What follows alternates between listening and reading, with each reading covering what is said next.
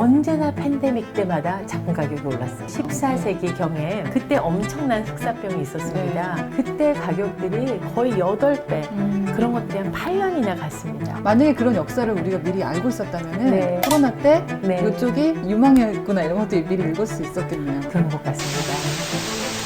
안녕하세요 빈둥님들. 2022년 새해를 맞춰서 제가 어떤 아이템을 할까 고민을 많이 하다가 요즘이 아니죠, 한 진짜 코로나 시기에 아트테크에 대한 관심이 진짜 높아졌잖아요. 근데 제가 사실은 KBS에서 미술 프로도 오래 진행을 했었고 그림에 대해서 나름대로 아마추어지만 공부를 좀 하려고 노력하는데 저의 그림 선생님이고요. 정말 세계적으로 활동하시는 분이세요. 이지은 대표님 오셨어요. 안녕하세요. 아, 감사합니다. 네. 이렇게 방문해 주셔서. 선생님 수업은 들을 때마다 너무 행복해지는 거예요, 제가. 저는 선생님 알지만 우리 구독자님들을 위해서 간단하게 소개 부탁드릴게요. 완전히 쑥스럽고요. 숨이라는 기획사무소를 운영하고 있고요. 비영리 공간, 아트클럽 1563이라는 공간도 한번 운영해 봤었고, 네. 국립현대미술관 서울관, 그 미술관 총괄 운영을 맡아서 네. 3년 동안 맞아요. 어쩌다 공무원 했습니다.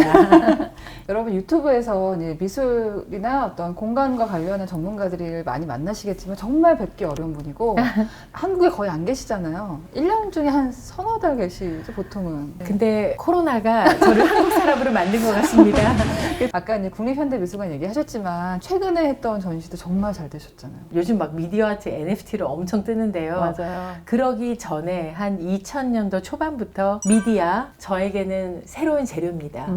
오일 페인팅이 짜주머니 물감이 나와서 인상파 작가들이 나온 것처럼 새로운 재료가 나오면 새로운 아트가 나옵니다. 그래서 이 미디어 좀 연구를 오랫동안 해가면서 이번 런던에 LG전자의 후원을 받아서 네. 아주 대규모 미디어 전시를 했는데 네. 그게 빛이라는 럭스 네, 전시였습니다. 네, 네. 사람들이 갇혀 있다가 너무 답답했는지 정말 다 나왔죠. 정말 다 나와줬습니다. 네. 그것도 그렇고 저는 정말 작년에 선생님 수업 듣는 와중에 초대해 주셔서 네. 불가리에서 한 보석 전시를 봤는데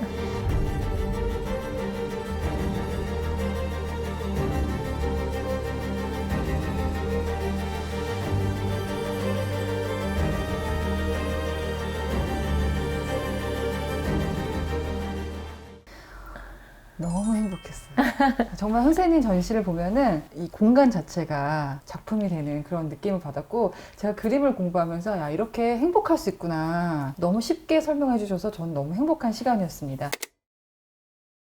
작년에 이제 코로나 때 미술에 대한 관심이 되게 높아졌어요. 저는 키아포 같은 경우도 제가 그 전에 갈 때는 한산했었거든요. 네. 근데 코로나 때 특히 작년에 제가 다흘째 되는 날 가니까 살만한 작품이 없는 거예요. 우리나라 완전히 팔려서. 대박이었었다. 어떻게 그래서 보셨어요, 그런 현상들을? 기본적으로 3만 불이 넘으면 어느 나라나 미술에 관심이 좀 더 생깁니다. 네. 즉 밥 먹고 살아야 이제 미술도 보게 되고 그야말로 본다는 seeing인데 뭐를 관심을 갖고 보는 거는 looking at it이잖아요. 그런 것처럼 정말 이제 미술에 대한 관심, 또 투자가 어떨까 하는 그런 부분도 분명히 생각이 들 수 맞아요. 있고요. 네. 또 저는 투자 이런 것보다 나의 삶과 나의 환경 안에 어떤 예술을 가지고 오고 싶다. 그런 생각들을 하시게 되는 것 같아요. 그게 저희가 수업 시간 때도 여쭤봤었는데 미술품을 돈을 생각하면서 사고 파는 거 어떻게 생각하시냐 네. 말씀을 주셨었거든요, 그때 저희한테는. 네네. 어떠세요, 그런 현상들을 볼 때는? 솔직히 말해서 미술사가고 큐레이터 입장에서 미술이 100% 돈이 된다 이렇게 말을 한 사람들이 많이 없기 때문에 감히 말을 안 해야 되겠지만 솔직히 네. 가장 돈이 됩니다. 아, 그래요? 우리나라 연세대학교 경영학과에서 지금 11년째 겸임 교수로 경영학과에서 가르치는데요. 우리 미술시장 가르치고 연구도 좀 했습니다. SP지수 500, 1년에 14.5%를 에버리지를 가질 수 있는 건 미술시장밖에 안 됩니다. 문제는 비싼 그림이 더 큰 돈을 벌고 그 리스크 마켓이라고 하는 신진 작가를 발굴해서 올라가는 거는 굉장히 어려운 일이죠. 아, 그렇죠. 그러니까 이게 부동산이랑 비슷한 것 같더라고요. 제가 미술품을 이게 투자적인 관점에서 말씀을 드리면 부동산도 다 아는 동네, 다 아는 브랜드의 신축 아파트가 비싼 것처럼 맞습니다. 그 와중에 우리가 재개발 같은 물건이 있는 거예요. 그렇죠. 발굴하는 즐거움이 있는데 저는 그래서 굉장히 깜짝 놀랐던 게 보통은 미술하고 돈이랑 별개로 생각하시는 분 되게 많고 수업 들을 때도 솔직히 그런 거 말리시는 분들도 있는데 네. 솔직하게 말씀해 주셔서 되게 그게 흥미로웠어요. 그런 말씀들이. 근데 요즘 사실 생각해보면 10년 전에 내 주변 친구들이 지윤아 뭘 사야 돼? 이 박사 뭘 사야 돼? 좀 말해줘. 이런 얘기들 많이 하셨는데 사실 우리 요번에 숨 아카데미 1기를 만든 거였거든요. 맞아요. 저 일기.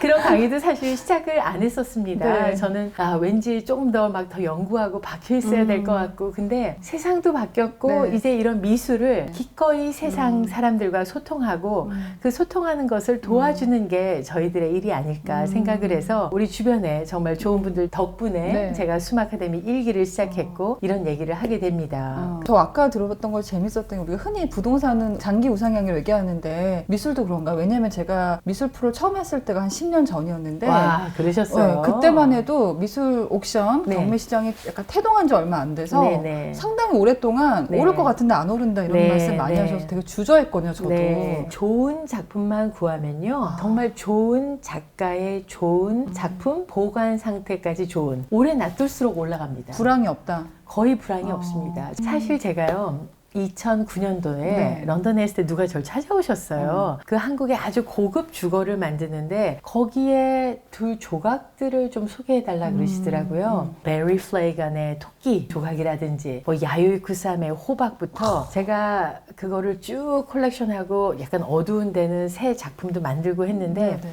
그게 어딘지 아세요? 혹시 한남더일인가요? 그게 한남더 힐이에요. 한남더일에 저는 못 가봤는데 네. 한남더 호박이 있더라고요. 네, 제가 사실 그거를 한남더 힐의 그 조각에 굉장히 많은 부분을 화제가 됐죠. 제가 큐레이팅을 하고 네. 제가 자문을 해서 그때 산 작품들인데요. 저 그때 그 가격이 얼마인지 다 알거든요. 그러니까 몇 배 올랐나요? 거의 말씀 주셔도 돼요. 네, 한 10배는 더 오른 것 같아요. 그 당시에도 비쌌잖아요. 혹시 죄송한데 그때 구입가를 기억하시나요? 거의 다 기억합니다. 비공개인가요? 비공개입니다. 아무튼 1억이라고만 쳐도 10억이 됐을 네, 것이고 맞습니다. 10억이면 100억이 됐을 네, 것이고 맞습니다. 뭐 한남더일은 워낙에 초고가 그 주거 공간을 타겟팅했던 거기 때문에 네. 딱 어울리는 거. 누가 이걸 놓을 생각했을까 했는 선생님이었군요. 그러니까 그 디벨로퍼를 제가 직접 만나뵌 적은 없지만 그 생각 자체가 너무 놀라우셨고 네. 저는 이런 작품이 들어가면 좋겠다고 큐레이터로서 선정을 해드리고 그 작품 셀렉팅을 한 것이죠. 저도 몰랐습니다. 이렇게 올릴지. 저도 몰랐습니다. 저도 뭐 하나라도 옆에서 하나라도 사놨으면. 역시 그 등잔 밑이 어둡다고. 맞습니다. 또 좋은 그 작품이 있으면 의뢰인이라고 해야 되나? 고객들한테 또 기회를 주셔야 되니까 아무래도 직업적으로 그럴 것 같아요. 네, 제가 뭐 이렇게 막 고객이라고 있는 것보다는 사실은 많은 사람들이 모르는 얘기가 뭐냐면 큐레이터가 작품을 파는 사람이 아니라 저희는 작품을 사는 사람입니다. 분명 전시기획도 합니다. 하지만 전시기획보다 더 중요한 일이 큐레이터의 잡은 작품을 사는 노하우와 지식과 학식을 갖고 있는 게 저의 잡입니다. 그래서 어떤 정말 큰 그런 공간 같은 거를 건물을 지으시든 호텔을 지으시든 거기에 들어갈 작품을 저희가 잘 스토리를 만들고 컨셉을 만들어서 작품을 구입을 대신 해드리는 거죠. 아까 코로나 때 이제 미술에 대한 관심이 높아진 거, 내 공간에 대한 관심이 높아졌다고 말씀하셨는데 저는 그것도 있는 것 같아요. 선생님께서 흑사병 때 그림값이 많이 뛰었잖아요. 네. 그것과 비슷하다. 저도 참 놀랐는데 늘 여기 서울에 있으면서도 아트 뉴스페이퍼나 이런 신문들 많이 읽는데요. 언제나 팬데믹 때마다 작품 가격이 올랐어요. 예를 들면요? 예를 들면 좀 전에 말씀해 주신 것처럼 14세기 경에 그때 엄청난 흑사병이 있었습니다. 그때 작품 가격이 오른 이유는 주변에 정말 남편, 부인, 사랑하는 자식들 다 죽으니까 그 사람들을 위해서 기도하려고 재단하라고 있죠. 이렇게 예수님 성모상이 그려져 있는 그 재단화들을 사람들이 사기 시작한 거예요. 그때 가격들이 거의 8배 그런 것들이 한 8년이나 갔습니다. 사실 20세기 초반에도 우리 굉장히 팬데믹이라고 할 만한 그런 플루가 있었잖아요. 그때도 사람들이 굉장히 내면적인 생각과 어떤 사람들의 그 본능이 정말 새로운 어떤 미술이나 이런 욕구에 대한 부분들이 분출되는 것 같다는 생각이 들어요. 저도 뉴스를 하지만 코로나 때 미술품이 가격이 폭등한 걸 두고 뭐 자산 가격 폭등이라고만 해석하는 경우가 많은데 실은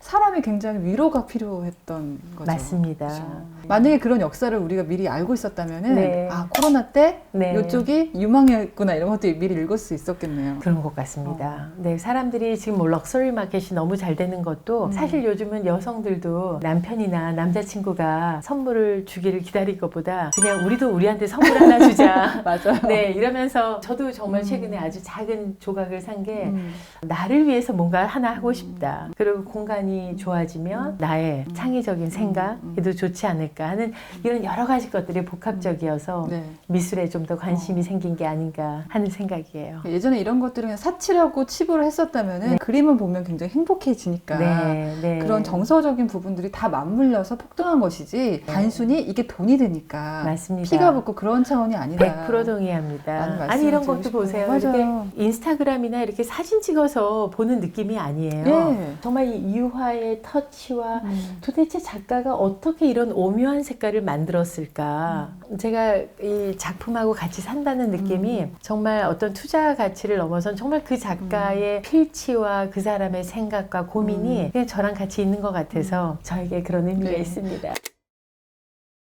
그러면 이제 올해 2022년에도 아트테크는 유망할 거라고 보시는 건가요? 올해 같이 갈 것 같습니다. 사실은 부동산 마켓이 좋아지고 증시가 올라가면 아트 마켓이 같이 갑니다. 언제나 모든 곡선을 같이 거리거든요. 네. 왜냐면 아무래도 자산이 있어야 미술 작품도 사기 때문에. 그런데 이제 앞으로 조금 더 리세션이 있기 쉬울 것 같다라는 그런 예견들이 지금 나오고 있잖아요. 네. 주춤할 것 같기는 하기 때문에 저는 어떤 투자의 목적보다는 정말 하나를 사더라도 내 공간에서 나의 취향으로 정말 좋아하는 작품을 산다면 그게 단지 투자로서는 주춤할지 모르지만 네. 결국 좋은 작품은 그 반드시, 가치를 예. 가지고 있다고 믿기 네. 때문에 네. 그럴 것 같아요. 비싼 작품이라고 해서 늘 좋은 작품은 아니잖아요. 예를 네. 들면 극단적인 예인데 이제 고흐 같은 경우에는 생전에 그림을 8점인가 굉장히 조금밖에 못 팔았다고 제가 맞습니다. 들었어요. 근데 네. 사후 평가되기도 하잖아요. 네. 근데 누군가는 아무도 사지 않는 그 그림을 확신을 갖고 네. 컬렉팅을 했을 거고 그러니까 네. 알고 있는 거 나만의 인사이트가 있는 게 되게 중요하겠네요. 고흐의 남동생 테오 그러니까 열심히 딜러여서 형을 많이 알렸지만 정말 안 팔렸잖아요. 네. 볼라르라는 굉장히 유명한 딜러가 있거든요. 그 사람이 고흐를 또 발굴해서 좋은 미술관에 소개하고 그러면서 사후에 더 많이 크게 됐거든요. 그럼 바꿔 얘기하면 컬렉팅 할 때 우리가 지금 초보 컬렉터 입장에서도 네, 네. 단순히 이거를 사서 팔아서 돈을 벌어야겠다 물론 중요하지만 네. 내가 어떤 작가의 스폰서가 된다 네. 이런 개념이 더 중요하지 않나. 완전 좋은 네, 얘기예요. 네. 사실은요, 무명의 작가도 그를 사랑하는 그의 작품을 사주는 200명의 콜렉터가 있으면 네. 그 작가는 마켓에서 살아납니다. 네. 그 작가가 뭐 비평가들한테 뭐 훌륭한 얘기를 들어서 뭐 미술관 초대를 받고 그런 게 아니어도 그 마켓에서 나 이 사람 좋아. 200명의 콜렉터만 있으면 네. 그 작가는 살아난다고 네. 합니다. 좋은 작품을 어떻게 고르냐고요? 많이 보세요. 그냥 보이기 시작합니다. 네. 많이 보시면 눈동자가 이 작품은 좋은 작품, 좋은 색감, 좋은 구도, 그리고 나의 취향하고도 연결되는 것이 보이기 시작하거든요. 네. 돈만 된다고 그냥 우리 같은 전문가 얘기만 듣고 사지 마세요. 주식도 마찬가지인 게 너 네. 전문가가 추천해주면은 그렇게 꼭 잘 되지 않더라고. 내가 확신을 갖고 네. 기업에 대해서 알고 투자하는 경우가 더 결과가 맞습니다. 좋더라고요. 현대미술관에서 하셨던 네. 현대자동차랑 하셨던가요? 네, 네. 이불 작가의 큰 네, 네. 네. 저는 굉장히 인상 깊었었어요. 네, 네. 체험이 되게 중요하다. 왜냐하면 이거는 이렇게 보는 것도 체험이 됐지만 그것은 내가 어떤 오감을 가지고 그런 게 되게 중요하잖아요. 그러니까 아주 지금 좋은 네. 말씀인 게 이불 작가의 전시를 가보면 우리가 살 수 있는 게 아무것도 없어요. 그러니까 어마어마한 설치고 네. 한 200평짜리 공간을 걸어서 이렇게 움직이고 다녀야 되거든요. 한 번에 근데- 찍을 수도 없어 개인이. 맞습니다. 그건 그 작가의 구력인 거고 그 작가의 예술성이죠. 근데 그런 예술성 있는 작가의 살만한 작품이 있기 때문에 예를 들어 그 전시에서는 살 거는 없지만 예. 이런 정도의 작가니까 그 작가가 한 조그만 드로잉이나 그 작가가 만든 페인팅이나 그 작가가 만든 조그만한 조각이나 이런 것들은 우리가 컬렉터블한 거죠. 이 작가는 너무 어려워. 이 작가는 뭐 도대체 뭘 살 수 하나도 없네. 뭐, 이거 어떻게 왜 이해도 보는 거야? 못하겠어. 이해는 못하겠는데 너무 멋있어. 그런 작가를 주목하세요. 찾아보고 와 이런 철학적인 컨셉으로 세상에 없는 미술을 만들어내는구나 하는 작가가 좋은 작가죠. 그 거대한 거를 암호화해서 네. 블록체인화 할 수 있잖아요. 의심할 여지 없이 네. 질문할 여지 없이 미술의 아주 중요한 부분으로 미디어 아트와 NFT와 메타버스 안에 있는 새로운 미술의 세계 어마어마하게 커질 겁니다.